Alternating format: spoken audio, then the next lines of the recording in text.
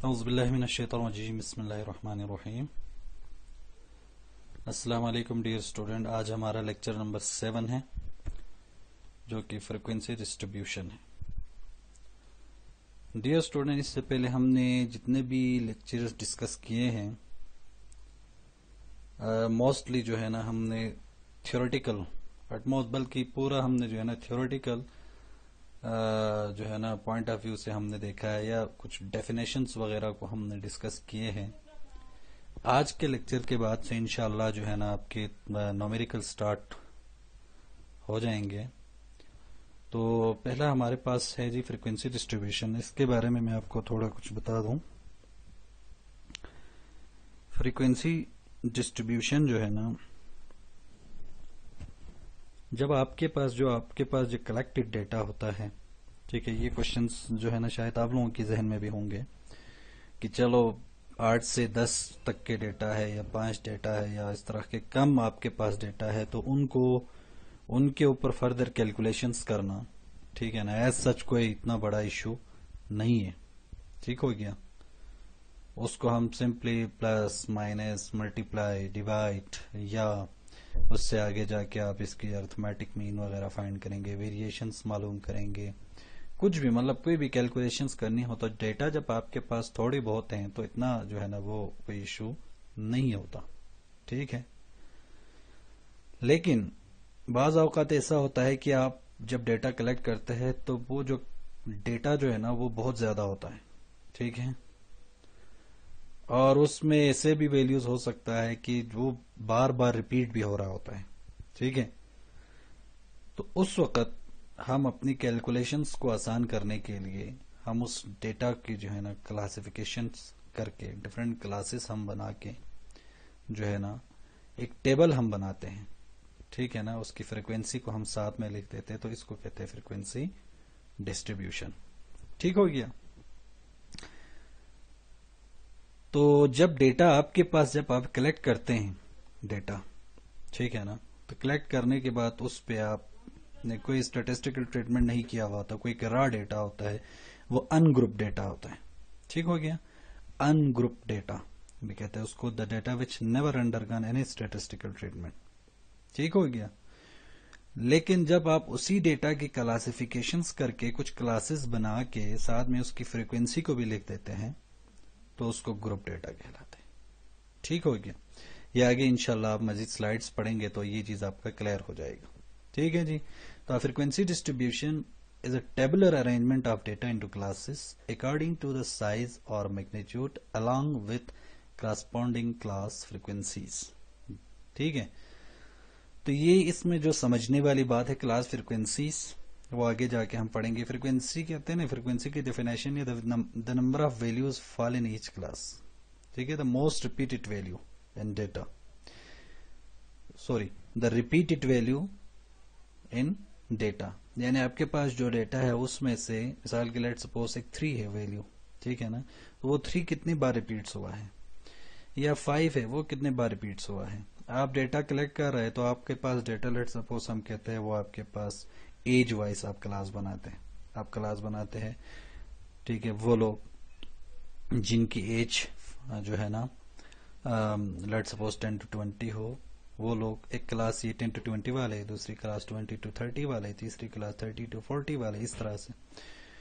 तो आपके सैंपल्स के अंदर आपने जो डाटा कलेक्ट किया है उसमें से 10 से 20 साल में कितने लोग आ रहे हैं वो उसकी फ्रीक्वेंसी होगी सामने, 20 से 30 में कितने आ रहे हैं वो उसकी फ्रीक्वेंसी होगी सामने लिखेंगे। ठीक है। तो फ्रीक्वेंसी डिस्ट्रीब्यूशन क्या कहते हैं, एक टेबुलर अरेंजमेंट ऑफ डेटा है, यानी डेटा को हमने एक टेबल में अरेंज करना है और उसकी क्लासेस बनाना है। ठीक है। उसकी साइज के हिसाब से ये कैसे बनाना है वो यही आज के लेक्चर में हमने ही डिस्कस करना है कि किस तरीके से हम क्लासेस बनाएंगे और किस तरीके से हम इसकी फ्रीक्वेंसी को लिखेंगे। ठीक हो गया। तो आगे बढ़ते हैं। कुछ इंपॉर्टेंट डेफिनेशंस हैं। ठीक है। मैं आपको एक दफा फ्रीक्वेंसी डिस्ट्रीब्यूशन के ऊपर लेके जाता हूं, फिर आपको समझना होगा कि ये सारे डेफिनेशंस जो पहले आपके समझ में आना चाहिए कि फिर इसके बाद आप फ्रीक्वेंसी डिस्ट्रीब्यूशन को अच्छी तरह समझेंगे। ठीक है। मैं आपको लेके जा रहा हूं फ्रीक्वेंसी डिस्ट्रीब्यूशन के ऊपर। मिसाल के तौर पर ये आपके पास लेट सपोज ये आपके पास एक जो है ना फ्रीक्वेंसी डिस्ट्रीब्यूशन है। ठीक हो गया। इसमें आप देखो यहाँ पर पहले कॉलम में आपके पास क्लासेस बने हुए हैं, ये इसके 1 2 3 4 5 6 7 क्लासेस बने हुए हैं।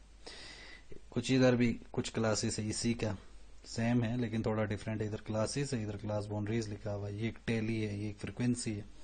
तो इन चीजों को हमने पहले इनके डेफिनेशन से, इनकी डेफिनेशंस को हम समझेंगे, ठीक है ना। फिर इसके बाद ये कैसे बनता है वो आपका क्लियर हो जाएगा। तो हम इसकी कुछ डेफिनेशंस है वो हम पढ़ते हैं, ठीक है जी।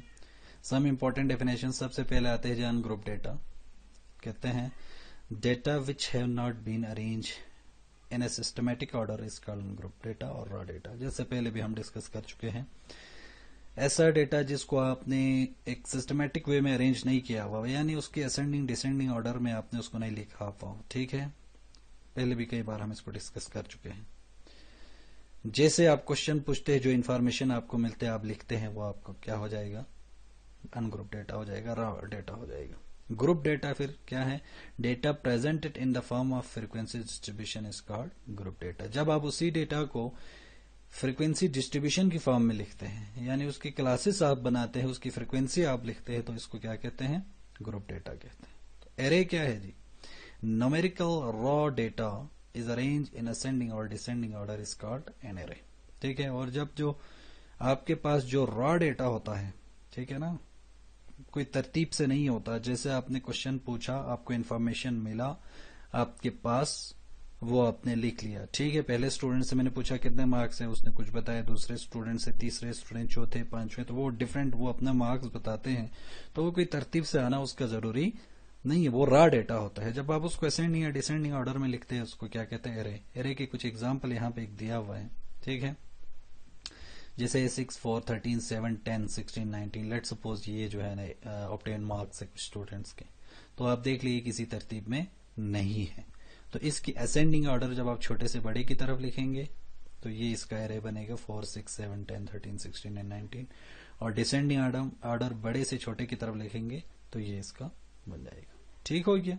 तो ये एरे कहलाता है। फिर क्लास लिमिट आता है, ठीक है। जब आप क्लास बनाते हैं तो आपके पास दो तरह के क्लासेस बनते हैं, एक क्लास लिमिट बनता है और एक क्लास बाउंड्री बनता है, ठीक है। क्लास लिमिट में आप ये नोट कर ले, यहाँ पे आपको नजर आ रहा है, यहाँ पे जो टेबल यहाँ पे बना हुआ है उसमें जो ये वाली क्लासेस है, वेट इन केजीज में जो है ना 1 2 3 क्लासेस मैंने बनाया हुआ है।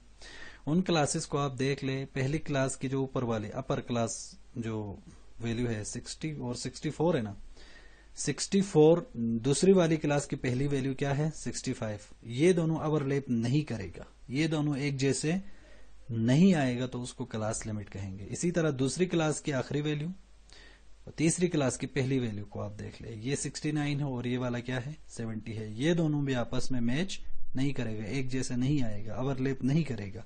इसी तरह आगे और क्लासेस होता तो इस तरह से।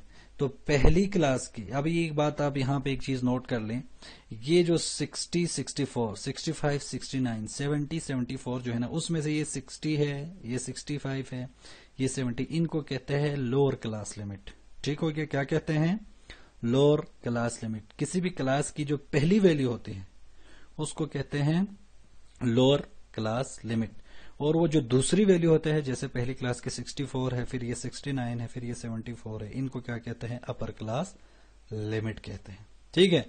तो क्लास लिमिट की डेफिनेशंस ये है कि if the class limit, if the upper class limit of first class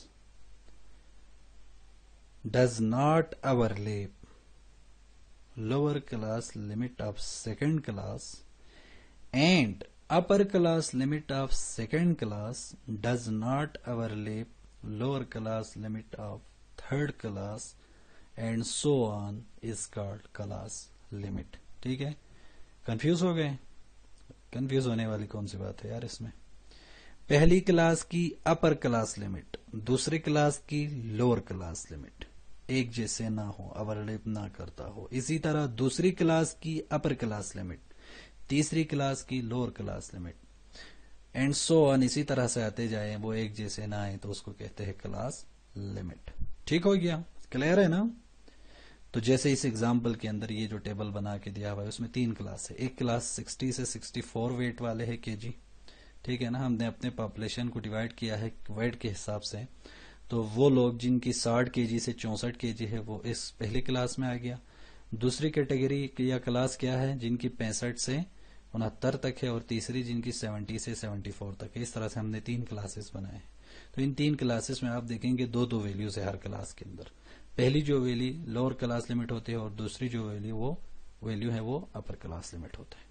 तो पहली क्लास की अपर, दूसरी की लोअर, दूसरी की अपर, तीसरे की लोअर, तीसरे की अपर, चौथे की लोअर, ओवरलैप ना करे, एक जैसे ना हो तो उसको क्या कहते हैं जी, क्लास लिमिट कहा जाता है। क्लियर हो गया क्लास लिमिट की डेफिनेशन?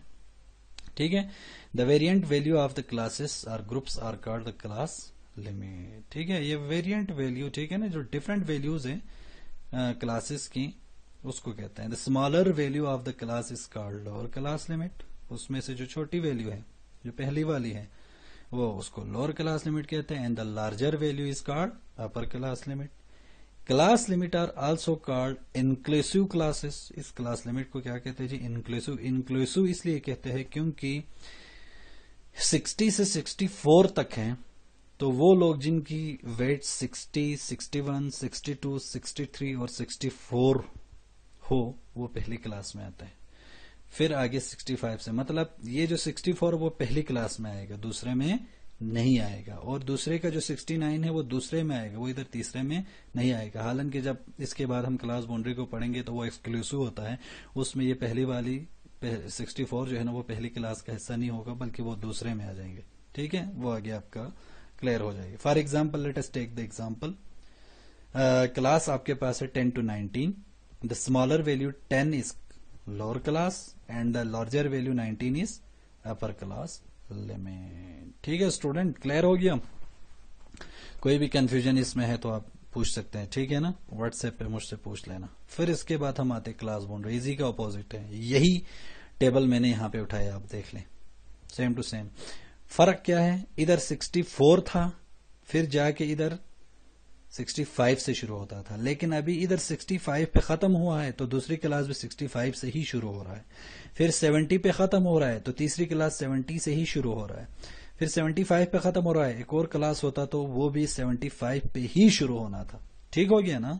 तो इसकी डेफिनेशन ये हो गया कि अपर class limit of first class overlaps lower class limit of second class and upper class limit of second class overlaps lower class limit of third class and so on is called class boundary। ठीक हो गया? ये आपके पास क्या हो गया कि अगर पहली क्लास की अपर क्लास लिमिट क्या होता है जी, अपर तो ये लार्जर वैल्यू होता है ना, पहली क्लास ये है 60 से 65 पहली क्लास है, उसमें से स्मॉलर क्या है 60 है, लार्जर क्या है 65, तो जो स्मॉलर है वो लोअर क्लास है और जो लार्जर है वो अपर क्लास है। तो पहली क्लास की अपर, दूसरे की लोअर, दूसरे की अपर, तीसरे की लोअर, तीसरे की अपर, चौथे की लोअर ओवरलैप्स करे, यानी एक जैसे आ जाए, तो उसको क्या कहते हैं, क्लास बाउंड्री कहते हैं। ठीक हो गया ना? और इसमें आप देख ले, इसको एक्सक्लूसिव इसलिए कहा जाता है क्योंकि इसमें पहली क्लास में जो 65 है वो पहली क्लास का हिस्सा नहीं है, एक्सक्लूड है, वो एक्सक्लूसिव है, बल्कि वो पहली का हिस्सा नहीं है, बल्कि किसका है, वो दूसरी क्लास का हिस्सा है। पहली क्लास में कौन कौन से वैल्यू होंगे, पहले में 60 होगा, 61 होगा, 62 होंगे, 63 होंगे और 64 होंगे, लेकिन 65 नहीं होंगे। 65 कहां होंगे, फिर 65 यहां पे सेकंड क्लास में होंगे। सेकंड क्लास में क्या नहीं होंगे, 70 वाले वेट वाले नहीं होंगे। इसमें कौन कौन से होंगे, इसमें 65 होंगे, 66 होंगे, 67 होंगे, 68 और 69 होंगे। 70 इसमें इंक्लूड नहीं होंगे, एक्सक्लूड होंगे। और किस में इंक्लूड होंगे, थर्ड क्लास में इंक्लूड होंगे। ठीक हो गया? तो इसलिए इन दोनों में फर्क यही है, क्लास लिमिट और क्लास बाउंड्री में। एक तो ये दोनों वैल्यूज ओवरलैप कर जाता है, और दूसरा क्या होता है, ये एक्सक्लूसिव क्लासेस होते हैं। तो इसकी definition, the true value which describe the actual class limit of a class are called class boundary.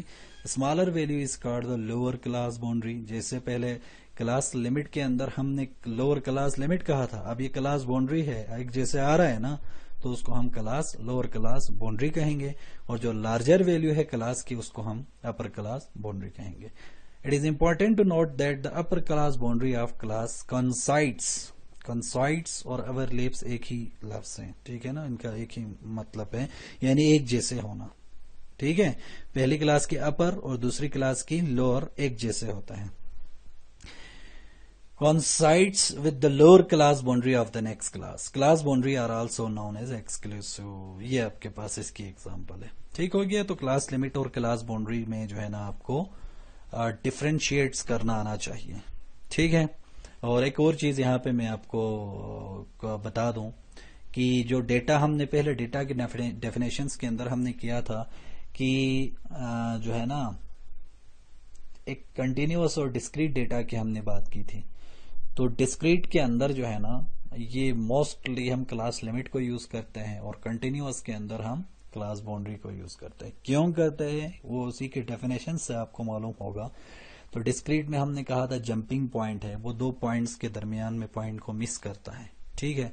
तो क्लास लिमिट आप देख लें, यहाँ पे लिमिट को आप देख लें, क्लास लिमिट मिस कर रहा है। पहली क्लास और 64 पे खत्म हो रहे तो दूसरा 65 से शुरू है, तो 64 और 65 के दरमियान में जितने पॉइंट्स हैं उन सबको उसने मिस किया, स्किप किया, तो ये जंपिंग हो गया ना। तो ये डिस्क्रीट केस में ऐसे बनता है। और कंटिन्यूअस हर पॉइंट को टच करते, जहां 65 पे खत्म हुआ था इधर फिर वही 65 से शुरू हुआ, तो इनके बीच में कोई भी पॉइंट स्किप नहीं हुआ। तो आपके इस क्लास में क्लास बाउंड्री में 60 वेट से लेकर 75 वेट तक सारे आ गए, बीच में कोई भी पॉइंट स्किप नहीं है। तो कंटिन्यूअस केस के अंदर हम इसको यूज करते हैं। आगे बढ़े, ठीक हो गया ना, क्लियर है।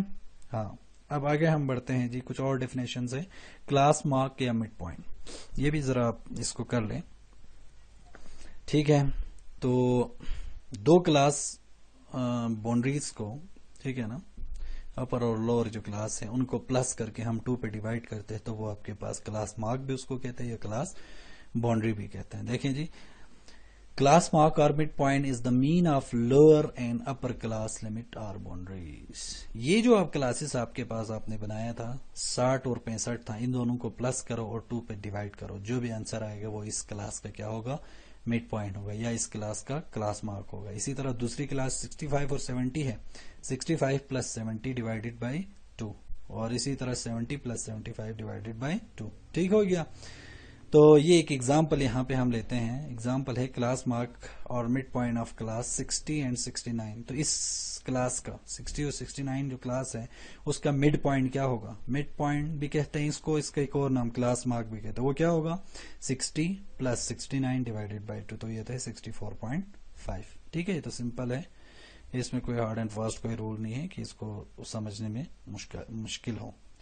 फिर है जी साइज ऑफ क्लास इंटरवल, या इसको विड ऑफ क्लास इंटरवल भी कहते हैं, या बाज़ औक़ात इसको हाइट ऑफ क्लास इंटरवल भी कहते हैं। वो क्या है, वो ये, जैसे ये क्लास था ना आपके पास, ये क्लास है, देखो यही क्लास, इसमें इन दोनों के दरमियान में जो गैप है 60 और 65 में, 65 और 70 में, 70 और 75 में, उसको हाइट ऑफ क्लास कहा जाता है। क्या कहा जाता है, हाइट ऑफ क्लास, ये साइज ऑफ क्लास इंटरवल।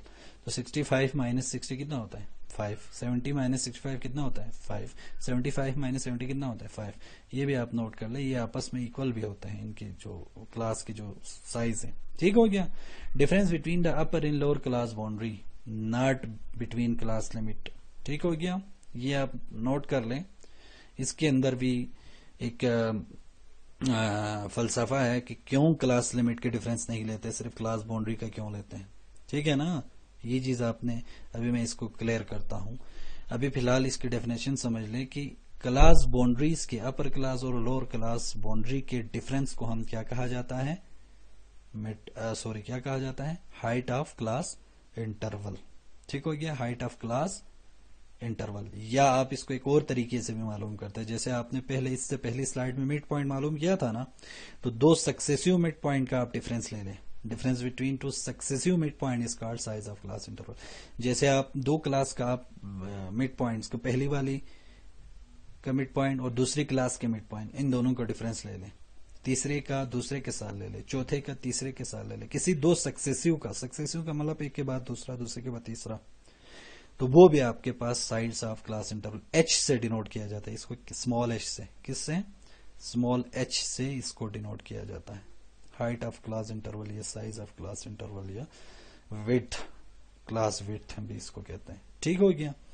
तो ये चीज मैं आपको क्लियर कर देता हूं कि क्लास लिमिट को क्यों नहीं लेते। देखो जी, आप इसमें से इसको माइनस करे कितना होता है, 65 माइनस 60 करे तो 5, 70 माइनस 65 करे तो 5, 75 माइनस 70 करे तो 5।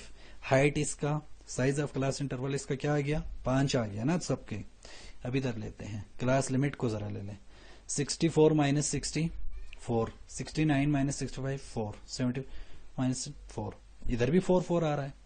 लेकिन फर्क क्या है फिर, क्यों नहीं ले सकते हम इसको इसलिए नहीं ले सकते हैं क्योंकि देखो इधर डिफरेंस तो 4 आ रहा है लेकिन वैल्यूज इसमें 5 है। आप देखें जी, इसमें कितने वेट है, 60 से लेकर 64 तक, 60 किलो वाला, 61 किलो वाला, 62 किलो वाला, 63 किलो वाला और 64 किलो वाला। तो इन दोनों के दरमियान में कितने वैल्यूज आ गए, 5 वैल्यूज आ गए ना। लेकिन हम माइनस करें तो कितना आ रहा है, 4 आ रहा है। कंफ्यूज नहीं होना, ठीक है। सिंपल एक स्ट्रेट फॉरवर्ड रूल है, आप यहां पे देख लें।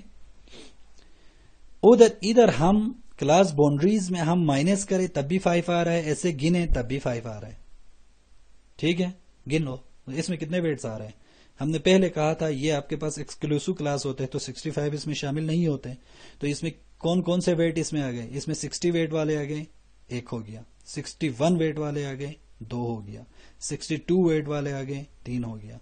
63 वेट वाले आ गए, 4 हो गया। और 64 वेट वाले आ गए, 5 हो गया, ठीक है। देखो जी, इनके दरमियान में वैल्यूज कितने आ रहे हैं, पहली क्लास में 5 वैल्यूज आ रहा है। 65 इसमें नहीं आएगा, वो पहले हमने कहा है क्योंकि एक्सक्लूसिव होता है। 65 तो इधर दूसरे में आएगा, दूसरे में 65 आएगा, 70 नहीं आएगा। फिर तीसरे में 70 आएगा, 75 शामिल नहीं होगा। तो इसमें आप इसी तरह वैल्यूज को गिन ले, तब भी पहली क्लास में 5 वैल्यूज है, इनका डिफरेंस भी 5 आ रहा है। इधर क्या हो रहा है, क्लास लिमिट के अंदर, क्लास लिमिट में वैल्यूज गिनने से तो 5 आ रहा है, इसके अंदर 5 आ रहा है, लेकिन माइनस करें तो 4 हो रहा है। इधर भी यही हो रहा है। तो इसलिए जब हम यहां पे बात करते हैं class size of class interval की, तो हम डिफरेंस किसका लेते हैं, क्लास बाउंड्री का लेते हैं, ना कि किसका, क्लास लिमिट का। क्लियर हो गया, क्लास लिमिट का नहीं लेना है हाइट लेते वक्त, क्लास बाउंड्रीज का लेना है। तो ये आपके पास एक और डेफिनेशन आ गया। तो इन डेफिनेशंस को आपने समझ लिया है। अब आप अपना पेन कॉपी उठा के इन स्टेप्स को नोट डाउन करें और इसको बहुत अच्छी तरीके से आपने समझना है कि किस तरीके से फ्रीक्वेंसी डिस्ट्रीब्यूशन बनाते हैं।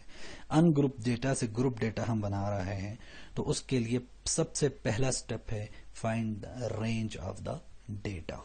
बहुत सिंपल है, आपने रेंज मालूम करना है। रेंज क्या होता है, रेंज होता है जी X maximum minus X minimum, range का फार्मूला है। यानी जो भी डेटा, जो भी वैल्यू आपके पास है, उसमें से आपने क्या करना है, उस डेटा के अंदर जो सबसे बड़ी वैल्यू है उसमें से सबसे छोटी वैल्यू को क्या करना है, माइनस करना है, तो वो रेंज आ जाएगा। फिर दूसरा क्या है, decide the approximate number of classes. ये यहां पर आपने नोट करने के कितने क्लासेस बनाने हैं वो आपने डिसाइड करना है, ठीक है। यहां पर वैसे लिखा हुआ there is no hard and fast rule for the number of classes, यानी इसका मतलब ये है, ये आप खुद से सपोज कर सकते हैं, आप अपनी तरफ से फर्ज कर सकते हैं। डेटा देखते हैं, 30 डेटा है तो आप 5 क्लासेस बनाते हैं, कोई 6 क्लासेस बनाते हैं, कोई 7 बनाते हैं, कोई फर्क नहीं पड़ेगा, जितना भी बना ले। हाँ, ऐसा हो कि अगर 30 डेटा है तो कोई 20 क्लासेस या 25 क्लासेस बनाने की जरूरत नहीं है, ठीक है ना। ये तो एक कॉमन सेंस की बात है, कोई भी इंसान इस तरह से नहीं करेगा। अगर आपके पास 100 डेटा है तो फिर आप 2 क्लास बना लें, 1 से 50, 50 से 100 करके 2। ये भी जो है ना वो रिलायबल नहीं है। तो एक कॉमन सेंस को भी यूज करके डेटा के हिसाब से आप डिसाइड कर सकते हैं खुद कि मैं इसकी कितने क्लासेस बनाऊं, ठीक है। वो आगे एक एग्जांपल भी हम इस पे करेंगे, ठीक हो गया। या नहीं तो इसके लिए एक फॉर्मूला भी है, चलो वो भी हम कर देते हैं अगले जब आपको करेंगे इस पे एग्जांपल, तो वो फार्मूला बताएंगे। स्टेप 2 हो गया, पहले में रेंज मालूम करना है, दूसरे में कितने क्लासेस बनाने हैं वो आपने डिसाइड करना है, सपोज करना है। तीसरे में क्लास इंटरवल को आपने डिटरमिन करना है जी। यानी जो हमने अभी डिस्कस किया था ना कि दोनों क्लास के, अपर क्लास और लोअर क्लास के दरमियान में कितने का गैप हो, इनका जो हाइट ऑफ क्लास इंटरवल है, साइज ऑफ क्लास इंटरवल है, या जो एच से जिसको डिनोट करता होता था पहली स्लाइड में हमने अभी डिस्कस किया था, वो कितना हो। तो इसके लिए फार्मूला ये है जी, H is equal to range divided by number of classes. Range जो कि आपने अभी पहले स्टेप में फाइंड किया, नंबर ऑफ क्लासेस जो कि आपने दूसरे स्टेप में सपोज किया, इन दोनों को डिवाइड करके देखो, जो भी वैल्यू आता है आपने वो हाइट लेना है। In case of fractional result, या इनको डिवाइड करने के बाद अगर वो फ्रैक्शन में आ जाता है आंसर, या कोई पॉइंट में आंसर आता है, तो next higher whole number is taken as the size of class interval. तो उसके अगला वाला जो वैल्यू है, यानी राउंड ऑफ करना है सिंपली आपने उसको आपने, यानी 2.578 आते हैं तो आपने h को 3 लेना है, ठीक हो गया। या 4.4678 आता है तो आपने h को 5 लेना है, अगली वैल्यू को लेना है अगर फ्रैक्शन में आते हैं तो, ठीक हो गया जी। तीसरा स्टेप हो गया, आपने हाइट ऑफ क्लास इंटरवल को आपने लेना है। चौथे में डिसाइड द स्टार्टिंग पॉइंट, फिर आपने देखना है कि मैं अपनी क्लास को कहां से स्टार्ट करूं। देखिए जी, दो चीजें आपने जहन में रखना है यहां पे। सबसे पहले आपने देखना है आपकी सबसे डेटा के अंदर सबसे छोटी वैल्यू क्या है। क्या है डेटा के अंदर, जो आपके पास ऑब्जर्वेशंस हैं उसके अंदर सबसे स्मॉलेस्ट वैल्यू, स्मॉलेस्ट ऑब्जर्वेशन क्या है, उसका पहली क्लास में होना जरूरी है, ठीक है। पहली क्लास के अंदर उसका होना जरूरी है। तो लेट सपोज आपका, हम कहते हैं कि आपकी जो सबसे छोटी वैल्यू है वो 3 है। क्या है, डेटा के अंदर जो सबसे छोटी वैल्यू है वो 3 है। 3 है तो आप दो काम कर सकते हैं, आप अपनी क्लास को डायरेक्ट 3 से स्टार्ट भी कर सकते हैं, या इसी 3 के जो है ना मल्टीपल ऑफ 5 या मल्टीपल ऑफ 10 में आप इसको स्टार्ट कर सकते हैं। तो आप 0 से भी स्टार्ट कर सकते हैं, या ठीक है 5 से तो आप स्टार्ट कर ही नहीं सकते, क्योंकि 5 तो आपके डेटा में 3 भी शामिल है ना, तो फिर 3 मिस हो जाएगा। इसलिए 3 के पीछे आके आप 0 से भी स्टार्ट ले सकते हैं, या आप 2 से भी स्टार्ट ले सकते हैं, ठीक हो गया। या सिंपल है कि आप डायरेक्ट 3 से ही स्टार्ट लेंगे जो छोटी वैल्यू है। द लोअर क्लास लिमिट, यानी जो सबसे पहली क्लास की जो पहली वैल्यू है, स्मॉलेस्ट वैल्यू है वो, और class boundary should cover the smallest value in the raw data. वो आपके डेटा के अंदर जो सबसे छोटी वैल्यू है ना उसको कवर करना चाहिए, वो उसी में आना चाहिए। It is multiple of class interval, for example 0, 5, 10, 15, 20 etc are commonly used. तो या तो हम 0 से शुरू करते हैं, या 5 से शुरू करते हैं, या 10 से, या 15 से, या 20 से, मल्टीपल ऑफ 5 में से हम इसको स्टार्ट करते होते हैं, ठीक है। लेकिन ये मैंने पहले बताया, जरूरी नहीं है कि आप जो सबसे छोटी वैल्यू है ना उसी से भी स्टार्ट कर सकते हैं। वो 3 है तो आप डायरेक्ट 3 से भी स्टार्ट कर सकते हैं, लेकिन इनसे करेंगे तो एक खूबसूरती आ जाएगा, आपको क्लासेस बनाने में जो है ना फिर उंगलियों से इस तरह से काउंट करने की जरूरत नहीं पड़ेगी, ठीक हो गया। फिर इसके बाद determine the remaining class limit, फिर आगे जो रहता है क्लास लिमिट उनको आप डिटरमिन करेंगे, ठीक है। When the lowest class boundary of the lowest class has been decided, then by adding the class interval size to the lower class boundary. जब आपने डिसाइड कर लिया कि आपने अपनी क्लास को सबसे पहली क्लास की जो स्मॉलेस्ट वैल्यू है, यानी जो लोअर क्लास लिमिट या लोअर क्लास बाउंड्री है, वो कहां से शुरू करना है, ठीक है। तो वो आपने पहली इसमें डिसाइड करने के बाद आपने कंफर्म हो गया कि आपकी सबसे छोटी वैल्यू पहली क्लास में आ रहा है, तो आपने क्या करना है, जो हाइट ऑफ क्लास इंटरवल है, जो साइज ऑफ क्लास इंटरवल है, ये जितना गैप आपने छोड़ना है उसको आप आके प्लस करते हुए जाएंगे और क्लासेस बनाते जाएंगे।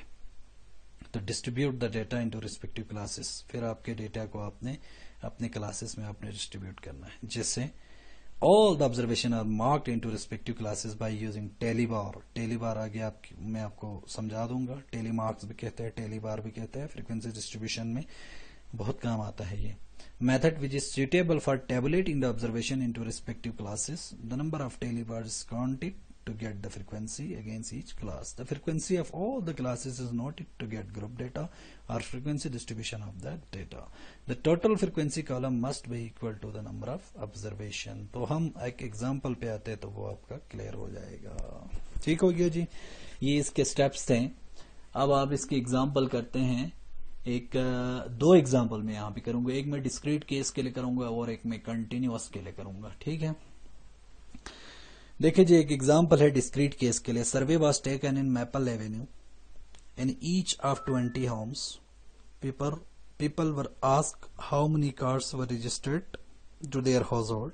The result was recorded as follows, ठीक है ना। यानी एक इलाके में जाके कुछ हाउस होल्ड से, घर वालों से उन्होंने पूछा है कि आपके घर में कितनी कार है जो कि रजिस्टर्ड है, तो ये डेटा उन्हें मिला, किसी के पास 3 थे, किसी के पास 1, किसी के पास 4, किसी के पास कोई नहीं था, किसी के पास 2, किसी के पास 1, किसी के 5, इस तरह से डेटा इनको मिल गया। Present this data into frequency distribution table. तो नंबर ऑफ कार्स पहले आपने देखना है, देखो जी नंबर ऑफ कार्स की बात हो रही है, वेरिएबल यहाँ पे क्या है, नंबर ऑफ कार्स है, तो नंबर ऑफ कार डिस्क्रीट है ना, है कि नहीं, ठीक है। डिस्क्रीट के केस में हमने कहा था कि मेजर नहीं कर सकते, काउंट कर सकते हैं, ठीक है, मेजरमेंट यूनिट यूज नहीं होते हैं, डेसिमल पॉइंट यूज नहीं होते हैं, ठीक है। तो कार को आप ये तो नहीं कहते ना कि मेरे पास 3.5 गाड़ियां हैं, तो हम कह नहीं सकते, ठीक है। 3 कार हो सकता है, या 1 कार हो सकता है, या 4 हो सकते हैं, या बिल्कुल नहीं हो सकते, या 2 हो सकते हैं, इस तरह से हो सकता है ना। तो ये बीच वाला देखो कहीं पे कोई पॉइंट में नहीं आएगा, तो ये डेटा ही आपके पास डिस्क्रीट है, तो आपका डिस्क्रीट केस बन गया। तो आपने इसका फ्रीक्वेंसी डिस्ट्रीब्यूशन बनाना है, तो आपने क्या करना है, सबसे पहले divide the number of cars X into intervals and then count the number of result in each interval frequency. ये थोड़ा मतलब आसान है, ये मुश्किल नहीं है। तो इसका ये फ्रीक्वेंसी टेबल बनेगा। देखिए जी नंबर ऑफ कार्स, देखिए जी यहाँ पे नंबर ऑफ कार्स 0 से शुरू था और मैक्सिमम क्या था आपके पास, मेरे ख्याल में 5 है ना, 5 तक है, तो 0 से 5 तक आप यहाँ पे लिखें 0 1 2 3 4 5। तो आगे फ्रीक्वेंसी में आप लिखेंगे 0 कार वाले कितने थे, 1 कार वाले कितने थे, 2 कार वाले कितने थे, 3 कार वाले कितने थे, 4 वाले, 5 वाले। तो यहाँ पे आप देख लें 0 वाले 1 2 3 0 है ना, जिनके पास बिल्कुल कार ना हो वो 3 बंदे, 3 हाउस होल्ड है। जिनके पास 1 कार रजिस्टर्ड है वो 4 है, जिनके पास 2 वो 6 है। तो इस तरीके से आपने इसके फ्रीक्वेंसी डिस्ट्रीब्यूशन बना दिया। और जो पहला मैंने जो रूल्स आपको बताए थे ना, वो डिस्क्रीट के लिए नहीं है, वो कंटिन्यूअस के लिए, वो अभी आगे आ जाएगा। ये क्लियर हो गया ना। ये अब हम कंटिन्यूअस के लिए करते हैं, तो ये बहुत ही ज्यादा जो है ना मोस्टली यूज्ड है। तो इसमें देखो वही आपके स्टेप्स को फॉलो करते हैं, हम इस एग्जांपल को करते हैं। Assuming that marks of 30 students score in English, consider in total marks be 50। 50 में से 30 स्टूडेंट्स ने ये मार्क्स लिए जी, ठीक हो गया। इसके आपने फ्रीक्वेंसी डिस्ट्रीब्यूशन बनाने हैं, ठीक है। तो एक आपके पास पहले हम नंबर ऑफ क्लासेस को, मैंने कहा था कि हार्ड एंड फास्ट कोई रूल नहीं है, आप खुद से सपोज भी कर सकते हैं इसमें आप बेशक आप कर ले। देखो इसमें अभी 30 ऑब्जर्वेशन है ना, 30 डेटा है, 30 को तो अगर मैं 5 6 30 6 क्लासेस बनाऊं तो 5 का गैप छोड़ के आप इसके बना सकते हैं। 6 क्लास बना सकते, 7 बना सकते, 5 बना सकते, ये आप बेशक अपनी मर्जी से घर पे आप बना ले। एक दफा 5 क्लास बना के आप इसकी फ्रीक्वेंसी बना ले, एक दफा आप 6 क्लास बना के बना लें, जो भी कैलकुलेशन इस पे करेंगे सेम रिजल्ट देगा, ठीक है ना, कोई फर्क नहीं हुआ। लेकिन अगर ये रूल्स अप्लाई करते तो देखिए नंबर ऑफ क्लासेस के लिए जो है ना स्ट्रैटेजी ने एक फार्मूला दिया है, वो है capital N is equal to 1 plus 3.322 log of n। इसमें से ये जो कैपिटल N है वो आपके पास नंबर ऑफ क्लासेस है, ठीक है, और ये जो स्मॉल n है वो आपके पास number of observation in data है। जैसे ये है, ये इन डेटा के 30 ऑब्जर्वेशन दिया था ना, वो स्मॉल n है, ठीक है। तो इसको हमने फार्मूले में पुट किया तो ये आपके पास आ गया 5.906999, यानी इतनी क्लासेस आपने बनाना है। तो मैं इसको राउंड ऑफ करूंगा तो ये 6 बनेगा, 5.9 को मैं 6। तो select 6 classes for this example. इस एग्जांपल के लिए हमने कितने क्लासेस बनाने हैं, 6 क्लासेस बनाने हैं। Find the data range by subtracting, अब रेंज मालूम करना था। देखो जी इसमें सबसे बड़ी वैल्यू आपके पास 49 है और सबसे छोटी वैल्यू इसमें आपके पास 23 है, माइनस करें तो कितना आ गया, 26 हो गया। अगला स्टेप हमने हाइट मालूम करना था, class interval, size of class interval या स्मॉल h। तो उसके लिए रेंज को हमने नंबर ऑफ क्लासेस पे डिवाइड करना था। रेंज 26 है, नंबर ऑफ क्लासेस आपके पास 5.9 यानी 6 है। तो इसको अब देखो 26 को रेंज को नंबर ऑफ क्लासेस पे 6 पे डिवाइड किया तो ये 4.33 आ गया। अब ये कह रहा है कि आपको 4.33 का गैप छोड़ो। यहां पे आप 2 काम कर सकते हैं जी, एग्जैक्ट आपके पास आंसर ले आना है तो आप 4.33 के आए तो मतलब अगली वाली वैल्यू को लेना था ना, 5 को, 5 का आप गैप छोड़ना है। या आप इसी का छोड़ेंगे 4.33 मतलब 4 का आप गैप छोड़ते जाएंगे तो 1 क्लास आपका एक्स्ट्रा हो सकता है, ठीक है। तो हम उसमें कोई मसला नहीं है। अब ये एग्जाम्पल है, मैंने कहा था स्टार्ट कहां से करेंगे, 20 से भी आप कर सकते हैं या आप 23 से भी कर सकते हैं। And create 6 classes group of size 4। सबसे छोटी वैल्यू 23 है तो आप 23 से स्टार्ट कर लें। एंड क्रिएट 6 ग्रुप्स यानी 6 क्लास बनाए, 1 2 3 4 5 6 6 बनाए, मुझे 7 बन गया है, वो भी मैं बताता हूं क्यों बन गया है। आप साइज 4 मैंने लिया है, हालांकि यहां क्या आया था, साइज 4.33 आया था ना, तो आप 4.33 को छोड़ेंगे तो एग्जैक्टली 6 क्लास ही बनेगा, लेकिन 4.33 को छोड़ना हमें थोड़ा वो फिर गैप छोड़ना मुश्किल हो जाता है, कैलकुलेटर उठाना पड़ता है, तो इसलिए हम अगला एक होल नंबर हम लेते होते, या 4 लेते होते या 5 लेते होते, तो 5 लेते तो बेहतर था, तो अभी 5 नहीं लिया, चलो मैंने इस एग्जाम्पल के अंदर 4 ही लिया है, तो इसलिए एक क्लास एक्स्ट्रा बन गया। ठीक हो गया। तो क्लासेस में मैंने 23 से फिर 26 किया, देखो माइनस करे तो आपको नजर आ रहा है ना कितने का फर्क आ रहा है, 26 माइनस 23 करे तो 3, लेकिन हमने हाइट कितना लिया हुआ है 4, क्योंकि ये क्लास लिमिट है, ये एक जैसे नहीं आ रहा है ना 26 और 27, 30 और 31, तो इसलिए इसमें कौन कौन 4 वैल्यूज आएंगे, इसमें आप देखिए कौन कौन से आएंगे, 23 खुद आएगा, 1 24 आएगा, 2 25 आएगा, 3 26 आएगा, 4 हाइट 4 हो गया। इसी तरह दूसरे में आप देखो 27 28 29 30, ये 4 हो गया, इसमें भी 4, इसमें भी 4, इसमें भी 4, इसमें भी 4। कहां तक जाएंगे इस तरह क्लासेस बनाते बनाते, वहां तक जाएंगे कि आपकी जो बड़ी वैल्यू है, सबसे लार्जेस्ट वैल्यू है, वो आखिरी क्लास में आना चाहिए। तो हमारे एग्जाम्पल में सबसे लार्जेस्ट वैल्यू क्या था, 49 था, तो 49 आप देखो आखिरी क्लास में आ रहा है। ठीक हो गया। फिर इसका हम क्लास बाउंड्री बनाएंगे, क्लास लिमिट से ही क्लास बाउंड्री बनाते होते हैं, उसके लिए भी एक रूल्स है, कैसे बनाते हैं वो आप देख ले। वो आप ऐसे बनाते हैं कि पहली क्लास की अपर को, दूसरी क्लास की लोअर को पहली के अपर से माइनस करो, यानी 27 माइनस 26 भी आप कर सकते हैं, या 31 माइनस 30 आप कर ले, या 35 माइनस 34 आप कर ले। इनका कितना आ रहा है डिफरेंस, आपका 1 1 1 आ रहा है, उसको आपने 2 पे डिवाइड करना है। ठीक है, इनका डिफरेंस कितना आ रहा है, 1 आ रहा है ना, 27 में से 26 माइनस किया तो 1 आता है, या 31 में से 30 माइनस करे तो 1 आता है सॉरी, यानी हर अगली वाली क्लास की लोअर से पहली वाली क्लास की अपर को माइनस करना है। ठीक है, या तीसरी की लोअर से दूसरी की अपर, चौथे की लोअर से तीसरे की लोअर को माइनस करना है। तो आप देख ले, आप खुद देख ले, एक एक आ रहा है, सबको माइनस करने से 1 आ रहा है, उसको आप डिवाइड बाई 2 करेंगे तो 1 डिवाइडेड बाई 2 आता है 0.5। ठीक हो गया। इस 0.5 को ये जितने भी लोअर क्लास लिमिट है, जैसे 23 लोअर क्लास लिमिट पहली क्लास की, 27 31 35 39 43 और 47, ये सारे वैल्यूज क्या है, ये लोअर क्लास लिमिट है। ठीक है ना, इन सारे लोअर क्लास लिमिट में से उस 0.5 को माइनस करना है, और ये जितने भी अपर क्लास लिमिट आ रहा है ना, जैसे 26 से 30 से 34 38 42 46 50, इन सब में आपने क्या करना है, प्लस करना है। मैं रिपीट कर रहा हूं, पहली क्या करना है, ये जो इन दोनों को माइनस करके जो 1 आया था डिवाइड बाई 2 किया तो 0.5 हो गया, उस 0.5 को इस जितने भी लोअर क्लास लिमिट है उन सब में से माइनस करना है, और जितने अपर क्लास लिमिट है उन सब में प्लस करना है तो देख लें, 23 में से माइनस करो 0.5 को तो 22.5, 27 में से माइनस करो 0.5 को 26.5, 31 में से माइनस करो 0.5 को 30.5, 35 में से 34.5, 39 में से माइनस करो 38.5, 43 में से करो 42.5, 47 में से करो तो 46.5। ठीक हो गया। इन सारे लोअर में से, लोअर क्लास लिमिट में से 0.5 को माइनस किया तो ये सारे लोअर क्लास बाउंड्रीज बन गए।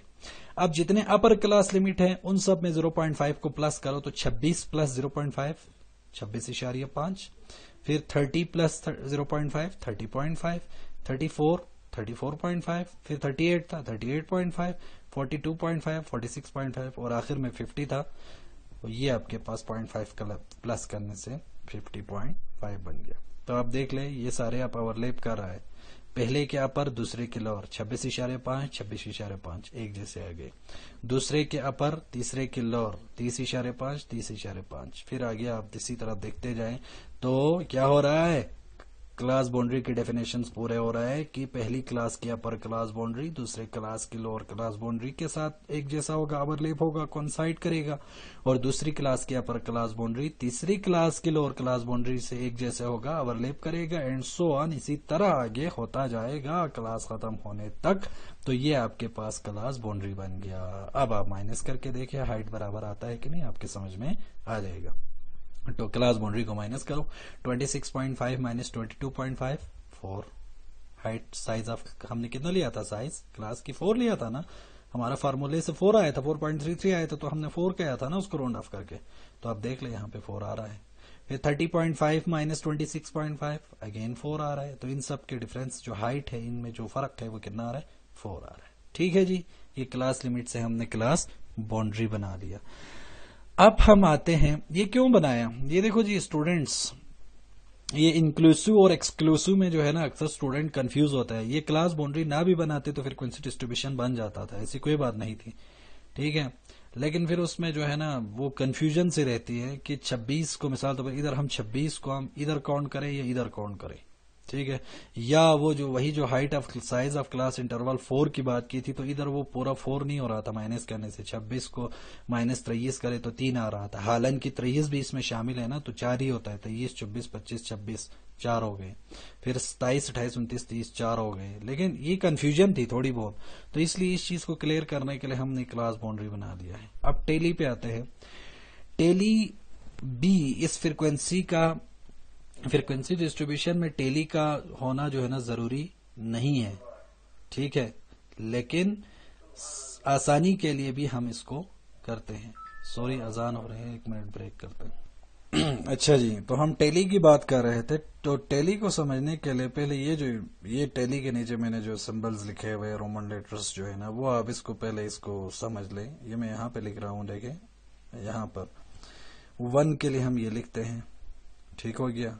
2 के लिए हम इसको डबल कर देते हैं, 3 के लिए हम 2 3, 4 के लिए हम 1 2 3 4, 5 के लिए हम 1 2 3 4 के बाद एक वर्टिकल लाइन यहाँ से यूं ड्रा करते हैं, जैसे 4 यहाँ फ्रीक्वेंसी में देखे 4 है ना, 5 के लिए फ्रीक्वेंसी में देख ले, ये 5 है ना, 5 में ये जो मैंने क्रॉस किए हुए हैं, ये 5 के लिए हम ये करते हैं। फिर इसके 6 हो तो इसके आगे एक और ये लगा देते हैं, 5 के बाद फिर 7 के लिए, 8 के लिए, इसी तरीके से इसके जो है ना ये रोमन्स इसमें लेटर्स में जो है ना इसको टेली को शो करते हैं। और इसका मकसद क्या है इसको करने का, इसका मकसद मैं आपको बता दूं, वो ये है कि देखिए जी हमने देखना है फ्रीक्वेंसी का मतलब, मैंने कहा था कि इस क्लास में 23 और 26 क्लास में कितने लोग आ रहे हैं, यानी ऐसे कितने बच्चे हैं कि जिनके मार्क्स 23 से 26 तक हो। तो उसके लिए हमें क्या करना पड़ता है, वो यहाँ पे इसी डेटा के अंदर देखना पड़ता है। 23 से इधर से देखना पड़ता है, 23 से कितना तक था, पहले 1 मिनट, 23 से 26, 23 26 कितने हैं, 23 26 एक 23 इधर आ रहा है, फिर 23 26 23 26 23 26 26, इस तरह से हमें जो है ना एक डेटा के शुरू से लेकर आखिर तक देखना पड़ता है कि 23 से 26 कितना आ रहा है। तो वो उस पे हम गलत भी हो सकता है, यह भी मतलब एक ही आ रहा था ना, वो डेटा में अगर हमें वो एक भी नजर ना आए, ये की बजाय 2 नजर आ जाए, ठीक है ना। ये डेटा ज्यादा होता है तो वो टाइम कंज्यूमिंग भी होता है और इसमें एरर के भी ज्यादा चांस होते हैं। इसी तरह 27 और 30 के दरमियान में कितने हैं, इसी तरह लेट सपोज 35 और 38 में कितने हैं, तो फिर हम दोबारा डेटा पे जाके 35 और 38 35 और 38 35 और 38 35 और 38 में अब देख ले कंफ्यूज हो जाता है कि इसमें फिर एक एक डेटा को एक एक क्लास के लिए शुरू से आखिर तक सारे डेटा को देखना पड़ता है। तो उस आसानी के उस मुश्किल को जो है ना खत्म कर देते हैं ये टेली। तो टेली में हमने क्या करना है, टेली में आप देख ले ये करना है, सबसे पहली ऑब्जर्वेशन को देख ले क्या है डेटा के अंदर 45 है, तो आपने क्या करना है 45 कौन सी क्लास में आता है, 45 इसमें आता है ना, 45 ये सेकंड लास्ट में। तो इसके सामने टेली में आपने इस तरह से जो है ना लेट सपोज एक आपने यूं 1 लिखना है, ठीक हो गया। ये अभी बन गया है तो ये आपको जो है ना ये चीज हो रहा है, मतलब नहीं बनाया, लेट सपोज ये आपके पास ये खाली था, तो फिर हम पहली वैल्यू 45 था वो इसी में आ रहा था, ये किया। फिर आप ऊपर देखेंगे दूसरी वैल्यू क्या आ रहा है 34 कौन से क्लास में आ रहा है, इसमें आ रहा है ना 34। तो इधर आपने क्या करना है, इधर आपने 34 में, तो इधर भी आपने इस तरह से एक यूं 1 लगाना है। क्लियर हो गया? फिर अगली वैल्यू को देखेंगे, फिर अगली को देखेंगे, जो जिस क्लास में आ रहा है उसी हिसाब से आप करते जाएंगे। तो ये आपके पास क्या आ जाएगा, इसको आप क्या कहेंगे, टेली कहेंगे। क्लियर हो गया? ठीक है ना, टेली। तो जब आपने एक दफा से पूरी डेटा को यहां से लेकर वहां तक पूरा खत्म किया तो ये आपके पास टेली बार आ गया। अब देखो, चूंकि मैंने अभी कहा था ये 1 के लिए होता है, सामने फ्रीक्वेंसी में 1 लिखा, ये 2 है तो ये 2 लिखा, ये 4 है 4 लिखा, ये 5 के बाद 6 7 और 2 1 आए हुए हैं तो 7 हो गया, ये 5 हो गया, ये 5 के बाद एक 3 आपके पास और आए हैं तो 8 हो गया, 5 तो 3 8 और ये 3। और मजे की बात फ्रीक्वेंसी डिस्ट्रीब्यूशन आपका ये है कि सही हुआ है या गलत हुआ है आप पता करने के लिए क्या करेंगे, इन सारे फ्रीक्वेंसीज को आप प्लस करेंगे और इनका टोटल कितना होना चाहिए, जितने नंबर ऑफ ऑब्जर्वेशन है ना उतने बराबर होने चाहिए। तो आप देखो, इसको प्लस करो, 1 + 2 3 3 + 4 7 7 + 7 14 14 + 5 19 19 + 8 27 27 + 3 30। टोटल कितना हो गया, 30। और नंबर ऑफ ऑब्जर्वेशन हमारे पास कितने थे, टोटल 30 थे। कितने स्टूडेंट्स के मार्क्स थे, 30 स्टूडेंट्स के मार्क्स थे। तो क्लियर हो गया कि हमारा जो फ्रीक्वेंसी डिस्ट्रीब्यूशन बना है वो ठीक ही बना है। ठीक हो गया। और ये हिस्टोग्राम है, वो हमने ग्राफिकल रिप्रेजेंटेशन के अंदर हमने इसको स्किप किया था। ठीक है, ये एक्सेल वगैरह पे बना सकते हैं, इसी पावर पॉइंट में भी आप इसको बना सकते हैं, हाथ से भी आप बना सकते हैं, तो हाथ से ही आप बना ले। ठीक है, फ्रीक्वेंसी डिस्ट्रीब्यूशन की ग्राफ को क्या कहते हैं, हिस्टोग्राम कहा जाता है। ठीक है, it is the most commonly type of graph for displaying statistical data classified on quantitative basis. Histogram is a set of adjacent rectangles in which area of each rectangle is proportional to the corresponding class frequency। यानी उस rectangle की जो area है, जो height है, वो कितनी होनी चाहिए, जितनी फ्रीक्वेंसी है उतनी उसकी हाइट होती है। रेक्टेंगल पे मुश्तमिल, चलो आ जाते हैं उस के ऊपर ही। ये आपके पास है जी हिस्टोग्राम। तो ये हिस्टोग्राम है, तो ये इसका आपके पास वाई एक्सिस, ये इसका हो गया एक्स एक्सिस। एक्स एक्सिस के ऊपर अभी मैंने इसी डेटा का जो है ना, इधर ही मैंने पावर पॉइंट के ऊपर बनाया था, एग्जैक्ट इसी डेटा का बना है। देखो, पहली क्लास 23 से लेकर 26 तक था मेरे ख्याल में, ठीक है ना, और दूसरी 26 से अनवर्ड, तीसरी इस तरह से था। तो इधर क्लास बाउंड्रीज को लेने होते हैं बेसिकली, हम जब बनाते होते हैं ना, तो इधर क्लास बाउंड्री की मैंने इधर से ऑटो बनाया था, तो ये ऑटो ही उन्होंने मतलब वो वैल्यूज खुद से लिए हैं। तो इधर आपने क्लास बाउंड्रीज को लेना है और इधर आपने फ्रीक्वेंसी को लेना है। ठीक है, फ्रीक्वेंसी आप देख ले कितना था आपके पास, मिनिमम फ्रीक्वेंसी आपके पास 1 है, मैक्सिमम आपके पास 8 है। तो 0 से लेकर 10 तक आप यहाँ पे लिख दें, 9 तक, 0 से लेकर 9 तक, 8 तक आपकी फ्रीक्वेंसी है। तो पहली क्लास में आपकी हमारे पास फ्रीक्वेंसी आ रहा था, लेट्स सपोज 1, ठीक है ना, 22.5 से 26.5 क्लास के लिए, 22.5 26.5 इस क्लास के लिए देखो ये 1 है, तो इधर आपने ये बार लगा दिया। ठीक है, फिर दूसरी क्लास के लिए आप देखेंगे फ्रीक्वेंसी क्या आ रहा है, 2 आ रहा है, तो दूसरी क्लास के लिए फिर आप ये 2 है, इधर से इसी से आप जहां पे खत्म हुआ था ना, यहां से ऊपर ले जाइए, ये 2 हो गया, और ये आपके पास दूसरा, फिर तीसरे के लिए, फिर चौथा, पांचवा, छठा, सातवां, सारे क्लासेस के लिए ये आपके पास इसका क्या बन गया, हिस्टोग्राम बन गया। ठीक है, तो यहां पर आपका लेक्चर खत्म होता है। थोड़ा ये लेक्चर लेंथी हो गया, इसको आराम से घर बैठ के इसको सुने समझे, कोई भी प्रॉब्लम हो तो आप मुझसे पूछ सकते हैं। Thank you very much.